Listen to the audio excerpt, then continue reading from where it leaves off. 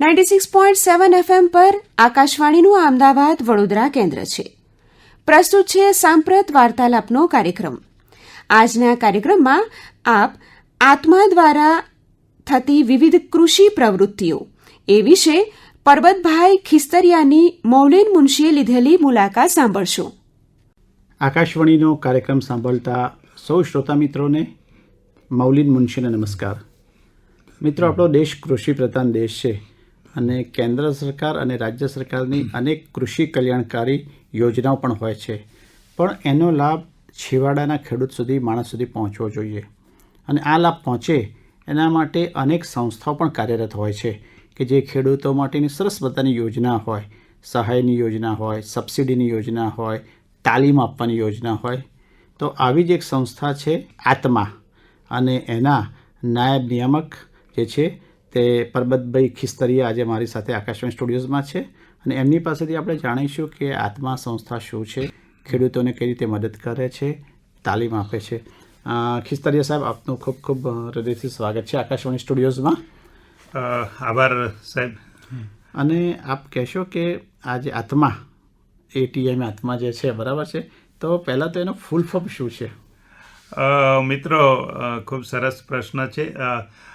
આત્મા આમ તો નામ સાંભળીને આધ્યાત્મિક શબ્દ હોય એવું લાગે, અને ખરેખર આધ્યાત્મિક શબ્દ છે, કારણ કે સાહેબે વાત કરી કે છેવાડાના માનવી સુધી જે કામ કરે એ સ્પિરિચ્યુઅલ કામ હોય, આધ્યાત્મિક જ કામ હોય.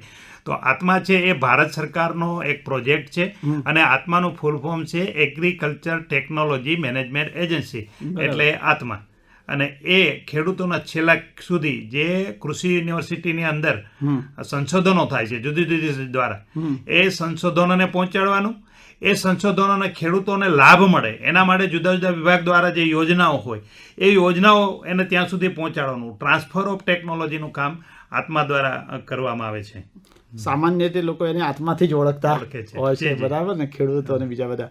અચ્છા, હવે ખિસ્તરિયા સાહેબ, આપ કહેશો કે આ આત્માની અલગ યોજનાઓ પણ હોય છે, તો આ યોજનાઓ શું હોય છે? હા સાહેબ, થોડું આત્મા વિશે વિશેષ વાત કરું તો આ આખું જે પ્રોજેક્ટ છે, આખી યોજના છે, આમ તો ભારત સરકારની યોજના છે, અને જે તે રાજ્ય સરકાર દ્વારા એનું ઇમ્પ્લિમેન્ટેશન, અમલીકરણ થતું હોય છે. હવે આ યોજના છે ને એ એક અલગ પ્રકારની યોજના છે. દરેક યોજના એવું હોય કે તેનું આયોજન ઉપરના લેવલે થાય અને નીચે લેવલે પછી એનું અમલીકરણ થતું હોય છે. આ યોજના ગ્રામ્ય લેવલેથી શરૂ થાય છે. ગ્રામ્ય લેવલે 12 થી 15 ખેડૂતોનું એક ગ્રુપ બને, પ્રગતિશીલ ખેડૂતોનું, અને એ ગ્રુપને એને આગળ જવા માટે શું જરૂરિયાત છે, કેવા પ્રકારની તાલીમોની જરૂરિયાત છે, પ્રવાસની જરૂરિયાત છે, માર્ગદર્શનની જરૂરિયાત છે, વૈજ્ઞાનિકોના માર્ગદર્શનની જરૂરિયાત છે, એના માટે કોઈ પ્રદર્શનની જરૂરિયાત છે, નિદર્શનની જરૂરિયાત, એ તમામ જરૂરિયાતોનું આયોજન ગ્રામ્ય કક્ષાએ થાય, પછી તાલુકા કક્ષાએ થાય, જિલ્લા કક્ષાએ થાય. અને જિલ્લા કક્ષાએ આત્મા આ રજિસ્ટર્ડ સંસ્થા છે, જ્યાં AGB આત્મા ગવર્નિંગ બોર્ડ હોય છે, જેના ચેરમેન IAS ઓફિસર, જિલ્લા ખેતીવાડી અધિકારી હોય છે. હવે આપણે જે પ્રવૃત્તિઓની વાત કરી તો આની અંદર મેં તમને કીધું અલગ અલગ પ્રકારની ખેડૂતલક્ષી, ખેડૂતોને ક્યાં જવું છે એના ગંતવ્ય સ્થાને પહોંચવા માટે જે કંઈ મદદની જરૂરિયાત પડે એ તમામ પ્રકારની પ્રવૃત્તિઓ આમાં કરવામાં આવે છે. દાખલા તરીકે તાલીમ છે, ખેડૂતો એમ કહે છે કે મારે મશરૂમની ખેતી વિશે તાલીમ લેવી છે, તો એ પ્રકારની તાલીમોનું આયોજન કરવામાં આવે. પ્રેરણા પ્રવાસ છે કે હવે મશરૂમની ખેતી ગુજરાત રાજ્યની અંદર થતું નથી, અથવા તો એના ગામમાં થતી નથી, તો 3 પ્રકારની તાલીમો હોય છે. જિલ્લા અંદર તાલીમો હોય, જિલ્લામાં સગવડ ના ઉપલબ્ધ હોય તો રાજ્ય અંદરની તાલીમો હોય, રાજ્ય અંદરથી પણ વિશેષ માર્ગદર્શન માટે આગળ જવું હોય તો રાજ્ય બહાર પણ આને તાલીમો કરાવીએ છીએ. હવે આ ટેકનોલોજી એમને જાણવી છે, જોવી છે. દાખલા તરીકે પ્રાકૃતિક કૃષિ શું છે એના વિશે ખેડૂતોને જાણવું છે, તો જિલ્લાની અંદર અમે મોડેલ ફાર્મ ડેવલપ કરેલા છે પ્રાકૃતિક. એ મોડેલ ફાર્મની વિઝિટ કરી શકે છે, એનાથી વિશેષ જાણકારી છે, ટેકનિકલ જાણકારી, એના સંશોધન વિશે જાણકારી મેળવવી હોય તો આપણી 4 એગ્રીકલ્ચર યુનિવર્સિટીની અંદર એનું સંશોધન ચાલી રહ્યું છે. હાલોલ ખાતે નેચરલ ફાર્મિંગ યુનિવર્સિટી છે, તો ત્યાં એમના માટે પ્રવાસની અમે વ્યવસ્થા કરી, ત્યાં રૂબરૂ જઈને જોઈ શકીએ. એનાથી આગળ એને વિશેષ જાણકારી લેવી હોય તો દાખલા તરીકે માનનીય રાજ્યપાલશ્રીના ફાર્મની અંદર, ગુરુકુળની અંદર 200 એકરની અંદર સફળતાપૂર્વક આ કામગીરી થઈ રહી છે, તો ત્યાં માટેની વ્યવસ્થા કરીએ. તો આવી પ્રેરણા પ્રવાસ અને તાલીમો દ્વારા ખેડૂતોની જે જરૂરિયાત હોય એની કામગીરી કરવામાં આવે છે. એ ઉપરાંત એમને નિદર્શન, કોઈ પણ ટેકનોલોજી હોય એ જાતે, કહેવત છે કે સીઈંગ ઇઝ બિલીવિંગ, ખેડૂત જાતે જોઈ શકે એના માટે ખેડૂતોના ખેતર ઉપર 1 એકર એરિયાની અંદર જુદી જુદી ટેકનોલોજીનું નિદર્શન કરવામાં આવે, એ બતાવવામાં આવે. એક પોઈન્ટ છે ફાર્મ સ્કૂલ, કે ભાઈ ખેડૂતોના ખેતર ઉપર ફાર્મ સ્કૂલ કરવામાં આવે, તો ફાર્મ સ્કૂલની માહિતી એક શાળાના રૂપમાં પિરિયોડિકલ એમને આપવામાં આવે છે. એવી રીતે પ્રદર્શન અને નિદર્શનનું આયોજન કરવામાં આવે છે. ખેડૂતોને વૈજ્ઞાનિકોની સાથે મુલાકાત કરાવીને એમની સાથે ગોષ્ઠીનું આયોજન કરવામાં આવે છે. જુદા જુદા વિભાગના અધિકારીઓ સાથે ગોષ્ઠીનું આયોજન કરવામાં આવે છે. અને આવી ટેકનોલોજી દ્વારા જે ખેડૂતો આગળ આવે છે તો એને પ્રોત્સાહન મળે અને એમાંથી બીજા ખેડૂતોને પણ પ્રેરણા મળે એના માટે એવોર્ડ્સની માટેની પણ આમાં આ યોજનાની અંદર વ્યવસ્થા છે. એટલે મને ખિસ્તરીયા સાહેબ એવું લાગે છે કે ખેડૂતોની જે સફળતા છે એની વાત લોકો સુધી પહોંચાડવામાં આત્માનો બહુ મોટો ફાળો છે. જી. કારણ કે આપણે કેમ કે જે સક્સેસ સ્ટોરી સાફલ્ય ગાથા તો એ સામાન્ય પ્રજાને પણ એની માહિતી મળે. એવા મેગેઝિનો પણ પ્રકાશિત કરો છો અમુક સમયાંતરે, બરાબર છે, સમૂહ માધ્યમને પણ આપો છો, જેથી ખેડૂતોને પણ એક પ્રોત્સાહન મળે કે અમારી વાત છે એ સમૂહ માધ્યમે સરસ રીતે કવર કરીને આત્માએ પહોંચાડીએ વાત, બરાબર. આત્મા આવા જે સફળ ખેડૂતો હોય અથવા વિશિષ્ટ યોગદાન આપનાર ખેડૂતોનું સન્માન પણ કરે છે અને એવોર્ડ પણ આપે છે દર વર્ષે. હાજી, ચોક્કસ. આપણે જે વાત કરતા હતા કે નીચેથી ગ્રુપ્સ હોય છે ખેડૂતોના દરેક ગામની અંદર, તો આવા રાજ્યની અંદર લગભગ 64,000 જેટલા 12 થી 15 ખેડૂતોના રાજ્યના ગ્રુપ છે અને એની અંદર લગભગ 9 લાખ જેટલા ખેડૂતો સંકળાયેલા છે.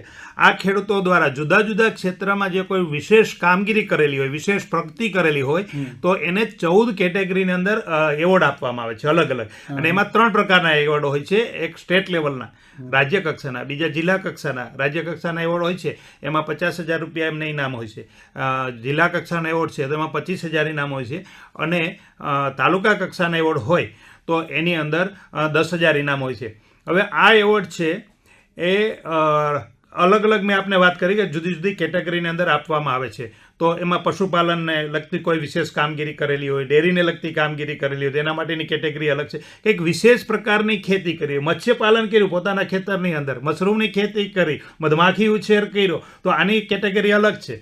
પછી ખાસ કરીને બાગાયતીની આપણે વાત કરીએ, ફળઝાડનું વાવેતર કરીએ એના માટેની અલગ કેટેગરી છે, શાકભાજી માટે અલગ કેટેગરી છે, મરી મસાલા માટે અલગ કેટેગરી છે, ફૂલની ખેતી માટે અલગ કેટેગરી છે, રિસોર્સ મેનેજમેન્ટ, કુદરતી રિસોર્સના મેનેજમેન્ટ માટે ખેડૂતોએ કરી, પર્યાવરણને લગતી કામ કરી, જમીનની ફળદ્રુપતા વધારવાની કામગીરી કરી એના માટેની અલગ કેટેગરી છે. હાઈટેક ફાર્મિંગ કરે છે કે ગ્રીન હાઉસ, નેટ હાઉસની અંદર એ રીતે ખેતી કરે છે તો એના માટેની એક અલગ કેટેગરી છે. પ્રોસેસિંગ અને વેલ્યુ એડિશન, પોતાની મૂલ્ય વૃદ્ધિ કરીને સારા ભાવે કે કંઈક વિશેષ વિકાસ કર્યો છે તો એના માટેની એક અલગ કેટેગરી છે. સજીવ ખેતી માટે એક અલગ કેટેગરી કે સજીવ ખેતીથી કામ કરે છે.